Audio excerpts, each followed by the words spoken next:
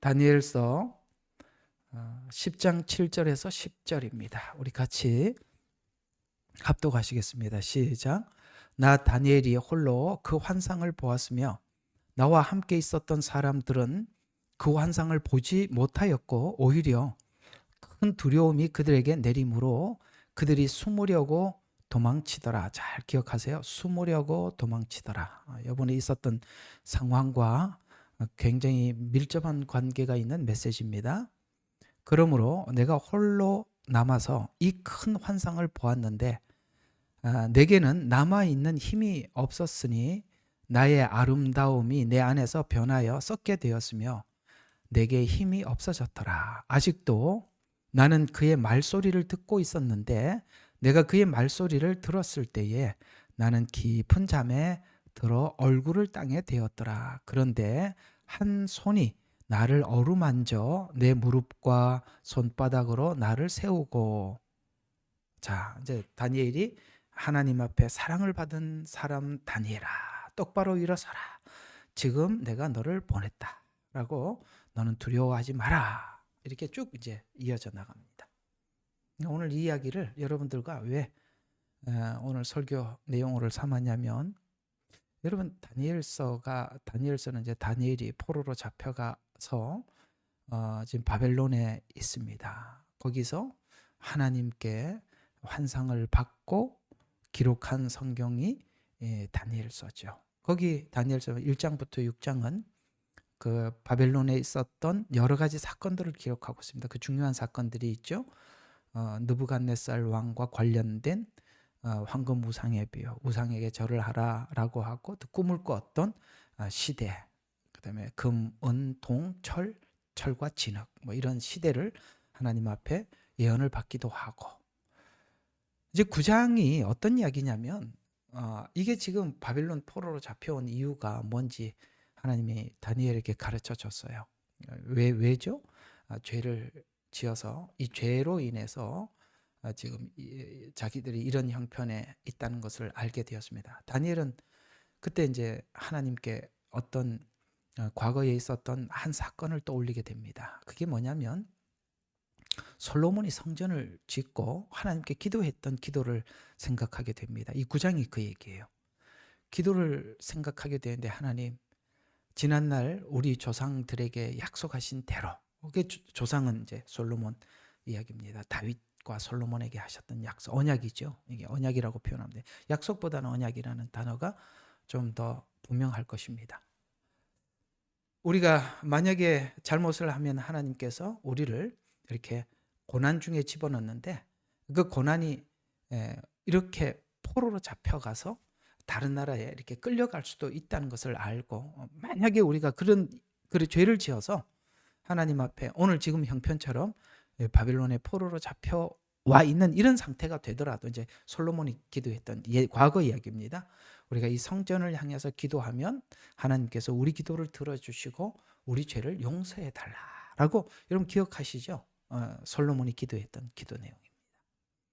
그걸 이제 연상을 하면서 알겠습니다. 우리가 포로로 잡혀온 이유가 그래서 잡혀왔군요. 우리 죄 때문입니다. 그래서 이제 다니엘이 마치 자기가 제사장인 것 같은 심정으로 9장에 조상들의 죄로부터 시작해 그 죄를 쫙 하나님 앞에 나열을 하면서 용서해 달라고 기도를 합니다.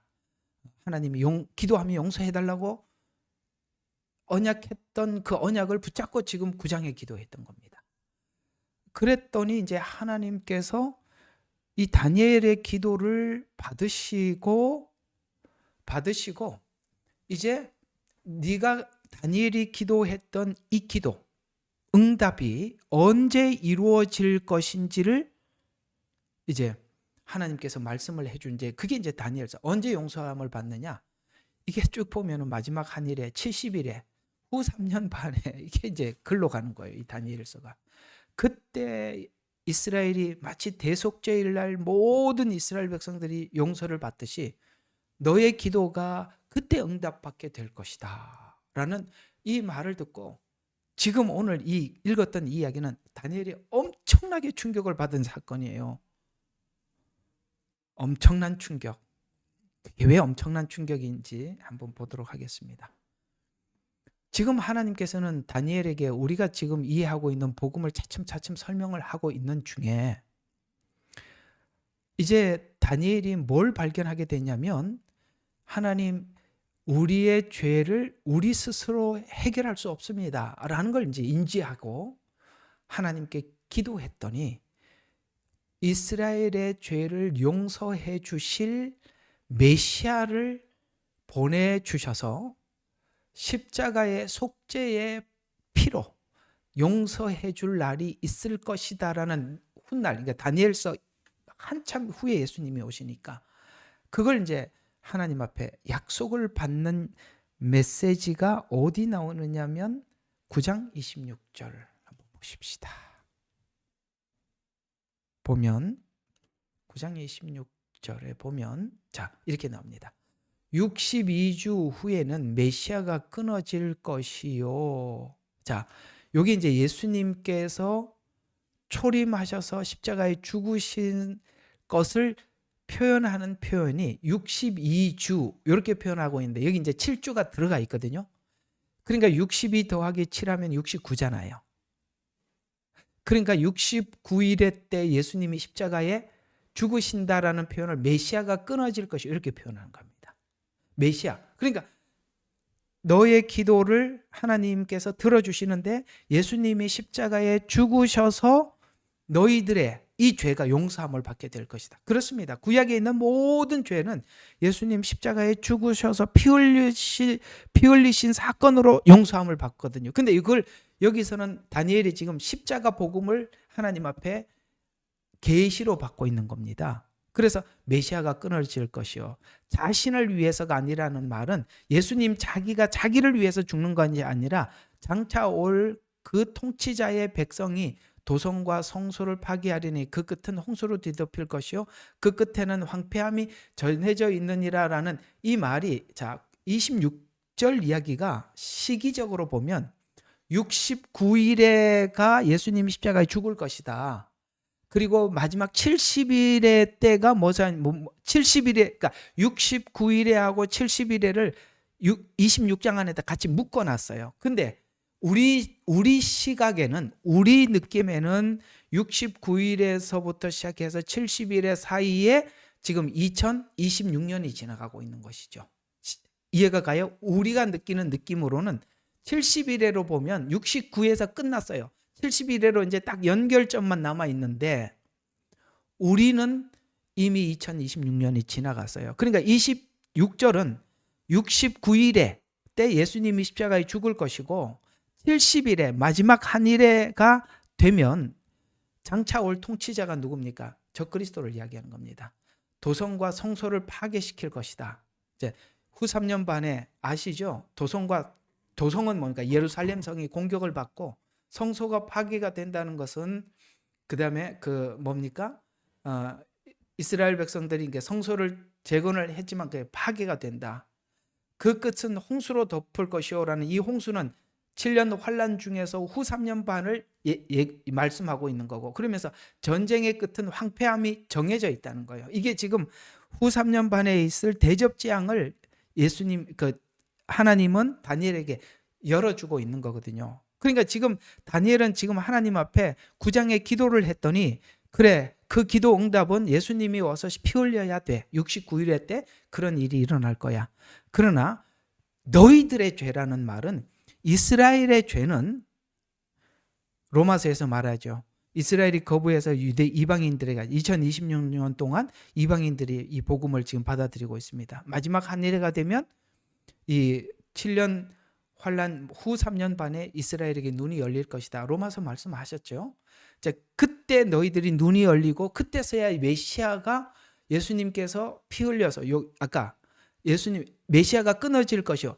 피 흘려서 너희들의 죄를 용서했다는 사실을 그때 너희 민족이 깨닫게 될 것이다. 이게 황당한 응답 아니겠어요? 지금 당장 응답을 확인을 해야 되는데 하나님이 그 너희들의 죄는 예수님이 피 흘려서 근데 그거 피 흘린 예수님이 속죄를 너희들이 언제 깨닫게 되냐? 후 3년 반쯤 가서야 깨닫게 된다. 그러니까 지금 아이고 하는 게 오늘 금방 읽었던 거예요. 아이고 놀라서. 그래서 오늘 금방 읽었던 그 10장 7절부터 11절에 보면은, 자, 나 다니엘이 홀로 환상을 보았으며 나와 함께 있었던 사람들은 그 환상을 보니까, 다니엘 혼자만 그걸 보더라는 거죠. 오히려 큰 두려움이 그들에게 내림으로 그들이 숨으려고 도망치더라. 아까 이제 그 기억해 두라 그랬죠. 지금 다니엘은 하나님께 기도를 하면서 하나님께서 이스라엘의 죄를 어떻게 구체적으로 용서하실 것인지 지금 듣고 있습니다. 그러나 그 시기는 마지막 한일에 7년 환란 후반부라고 지금 알고는 있습니다. 근데 그 옆에 있던 많은 어떤 사람들이 있었던 것 같아요. 나와 함께 있었던 사람들은 그 환상은 보지는 못해서 오히려 하나님께서 이렇게 하셨던 이 말씀들을 듣고 큰 두려움이 그들에게 임하였습니다. 왜 두려움이 임했을까요? 자, 이 문제예요. 여러분, 마지막 환란에 대한 소식을 다니엘이 듣습니다. 근데 다니엘은 이 소식을 듣고 지금 힘이 쫙 빠져요. 8절에 보니까 큰 환상은 힘이 없으므로 내 안에서 아름다움이 썩어서 변하게 되었고, 왜요? 지금 속죄에 대한 약속은 받았지만, 잘 들어요. 뭐가 없냐면 부활에 대한 약속은 받지 못해요. 왜냐하면 부활에 대한 메시지는 12장에 가서 듣거든요. 이렇게 되는 겁니다. 십자가 복음은 들었어요. 예수님이 피 흘려 죄 용서하신대요. 십자가 복음은 들었어요. 그리고 그들이 언제 이 십자가 복음이 눈에 열릴 것인지도 봤어요. 그러니까 복음은 그러니까 죄사함의 복음, 여기에 대해서는 받았지만, 여러분, 그보다 하나님이 우리에게 알려주고 싶은 것은 예수님이 십자가에 죽으셔서 부활하심으로 우리가 그 안에 참여한 바가 되어서 예수님의 부활이 우리 부활이 되었다는 이 메시지를 듣기 전에는 이렇게 절망할 수밖에 없는 거예요. 여러분, 이 복음이라는 게 뭡니까?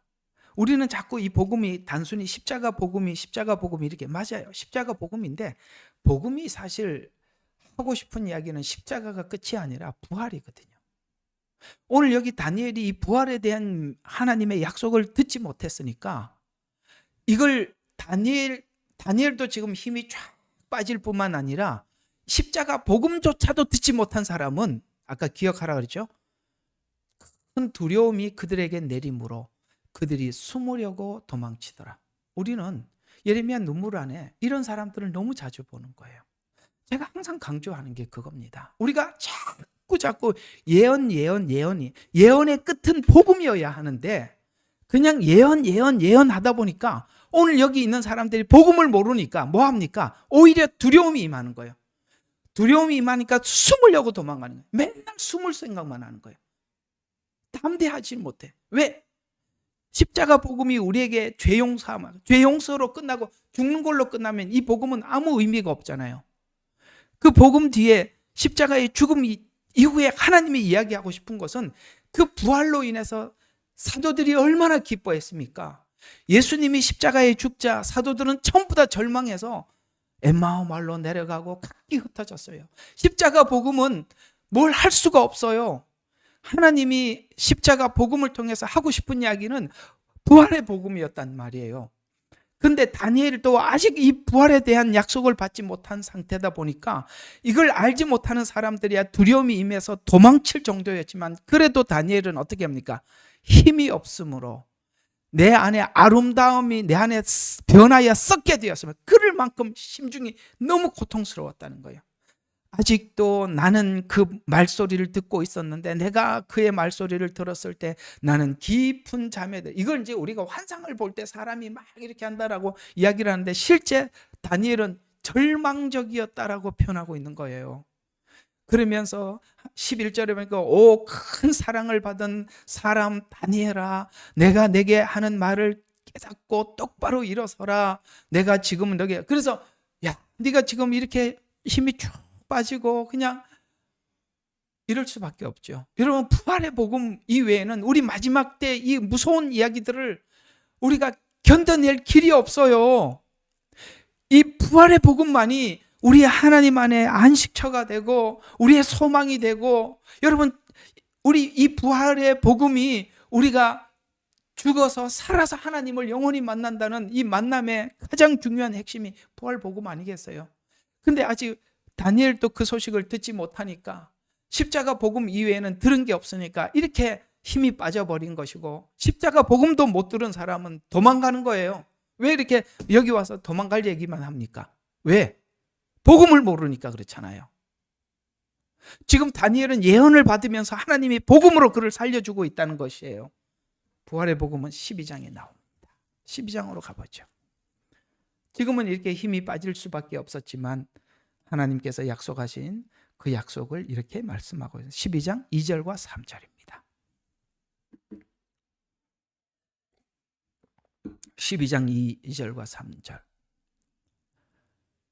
자, 땅속에서 잠자는 많은 사람들이 깨어날 것이며, 아멘, 부활이죠. 이거 고린도전서 15장에 그대로 인용한 말씀입니다. 그 부활장이라고 하는 거기에 이 내용을 인용한 겁니다. 흙 속에 잠자는 자들, 잠잔대요. 예, 그렇죠. 왜 잔다고?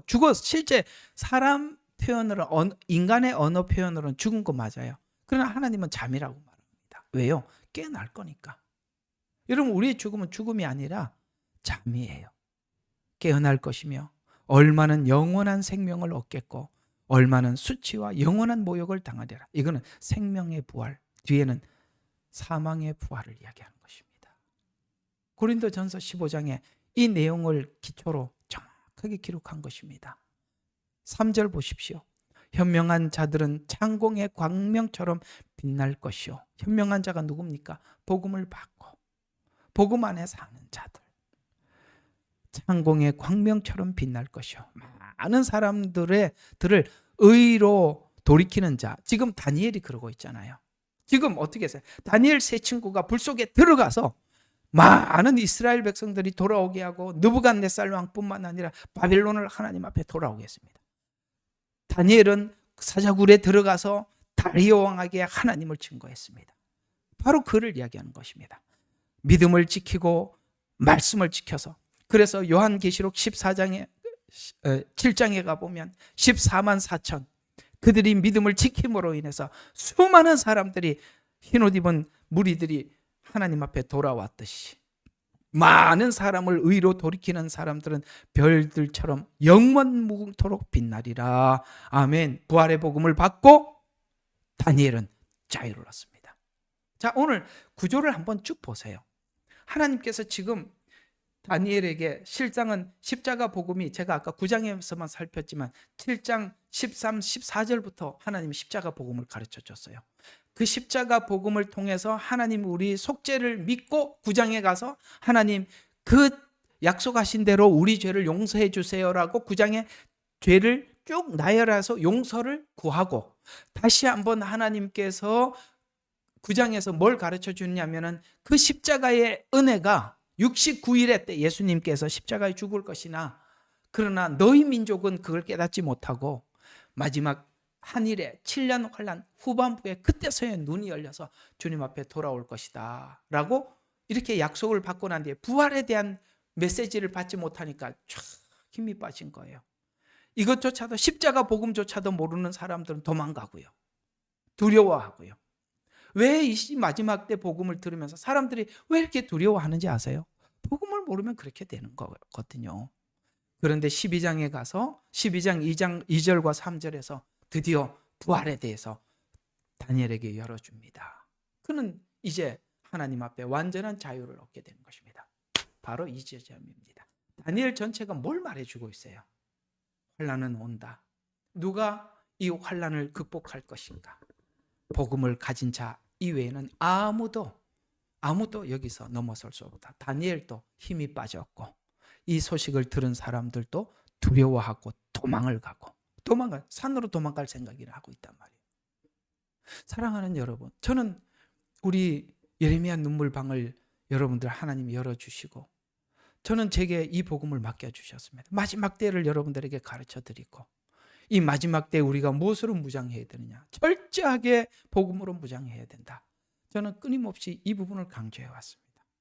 일부 마음에 두려움이 있는 자들이 이 방에 들어와서 두려움을 호소하고 여러분들의 마음을 빼앗아 가려고 하지만, 여러분 이곳에서 계속 복음으로 다지십시오. 복음으로 준비하십시오. 그래서 이 마지막 때를 두려워하지 않기를 바랍니다. 한 두 군데 좀 더 보겠습니다. 요한복음 3장 18절입니다. 요한복음 3장 18절. 자, 우리가 복음이 우리를 얼마나 담대하게 하는지, 만약에 이 복음을 모르고 이렇게 두려워하는 것이 도대체 뭔지, 이렇게 짤막하게 한 절 안에 이런 표현이 있다는 것을 우리가 볼 수가 있는데요. 요한복음 3장 18절입니다. 여기 보면 이렇게 말씀하고 있습니다. 이들을 믿는 사람은 정죄를 받지 아니하나 아들을 믿는 이게 이제 눈도 잘 안 보여요. 아들을 믿는 사람은 정죄를 받지 아니하나 믿지 않는 사람은 이미 정죄를 받은 것이라. 여러분, 정죄를 받아. 그러니 무섭죠. 우리는 자신감이 있어요. 우리 하나님께서 얼마나 그 보혈이 섬세하고 그 보혈이 얼마나 완전한지 저번에 말씀드렸죠. 복음의 완전함. 복음은 더 이상 뭐가 필요한 게 없어요. 행위가 더 보충해야 될 것도 없고요. 종교성 더 필요 없습니다.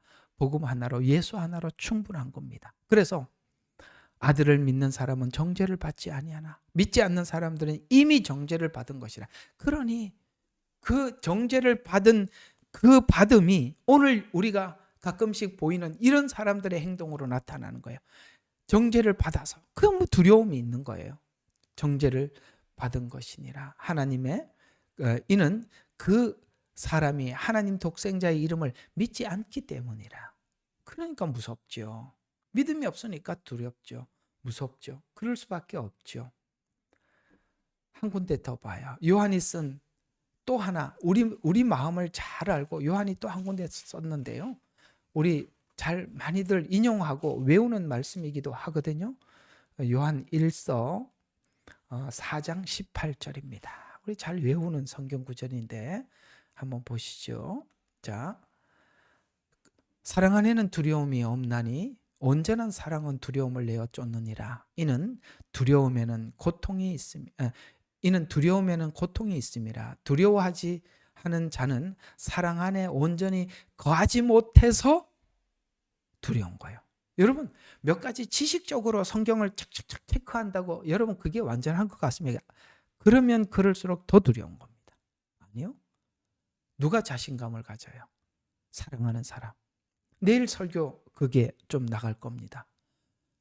우리가 복음이 준 우리의 여유가 뭡니까? 사망도 하나님과 우리 사이를 끊을 수 없대요. 여러분, 하나님과 우리 사랑의 관계는 사망을 넘어서는 관계예요. 사망도 끊을 수 없어요. 사망도 우리를 붙잡아 갈 수 없어요. 이게 복음이 가지는 힘입니다. 자, 오늘 이야기들을 정리를 한번 해보죠. 저는 오늘 다니엘서를 통해 기준해서 여러분에게 짤막하게 다니엘이 어떻게 하나님 앞에 자유를 얻게 됐는지 설명을 했습니다. 7장에 9장 앞쪽에 십자가 복음을 들으면서 이제 그 십자가 복음 앞에 죄 용서를 하나님 앞에 구합니다. 그러나 예수님께서 69일에 곧 예수님께서 초림하셔서 십자가에 죽으셔서 죄를 용서하실 것입니다. 그러나 유대인들은 그 눈이 열리질 않아요. 너희 민족에게는 마지막 한일의 때 눈을 열어주는데, 특별히 다니엘서를 보면 후 3년 반을 이야기하고 있습니다. 그때 눈이 열릴 것이다. 십자가 복음만 듣고 이제 그때 열린다고 하니까 자기 민족을 사랑했던 다니엘은 힘이 쫙 빠집니다. 그 옆에 있던 사람들은 복음을 모르고 십자가 복음도 모르니까 두려워서 도망가죠. 그래서 오늘 이 마지막 때 소식을 전하다 보면 마치 다니엘 친구들처럼 복음을 모르는 사람들 다 도망갈 생각만 하고 앉아 있는 거예요. 하나님 앞에 사랑받는 다니엘에게는 하나님께서는 부활을 말씀하십니다. 그리고 그는 자유를 얻게 되지요. 바로 이것입니다. 여러분, 다니엘서 안에 얼마나 깊고 깊은 비밀을 열어 두었습니까? 저는 참 감사해요. 진짜 감사해요. 다니엘서가 누가 이렇게 관찰을 해보겠어요? 그게 보인다는 게 신기하지 않습니까? 안 그래요? 너무 신기한 거예요. 다니엘서를 이렇게 구조적으로 이렇게 착착착착 누가 이걸 보겠어요? 보여주시잖아요. 왜 보여주죠? 여러분 사랑하니까 보여주는 거예요. 하나님이 여러분들을 사랑하니까 하나님께서 여러분들에게 이 말씀 전하라고 저도 덕을 보는 거예요. 여러분에게 전하려고 하니까 하나님이 저부터 가르쳐 줘야 제가 전할 거 아니겠어요? 우리 모두 다 하나님 앞에 오늘 다니엘에게 하나님 찾아와서 사랑받는 자요 라고 말한 것처럼 정말 하나님께서 이 복음을 열어주신 하나님께 모든 영광을 올려드립니다. 기도하고 마치겠습니다. 사랑의 하나님, 오늘 다니엘서를 통해서 아버지 하나님, 저희들이 큰 은혜를 받았습니다. 십자가 복음, 예언, 그 모든 것 위에 부활의 영광이 있다는 걸 잊지 말게 도와주시옵소서. 우리가 부활을 약속을 받고도 왜 이렇게 두려워하며 살아야 합니까? 그것은 하나님의 약속을 믿지 못하기 때문일 것입니다. 주여, 두려워하는 자들에게 아버지 하나님, 하나님 사랑의 그 복음을 열어 보여 주시옵소서. 그래서 이제 두려움으로부터 아버지 하나님 극복되게 하옵소서. 예수님 이름으로 감사하며 기도드렸습니다. 아멘.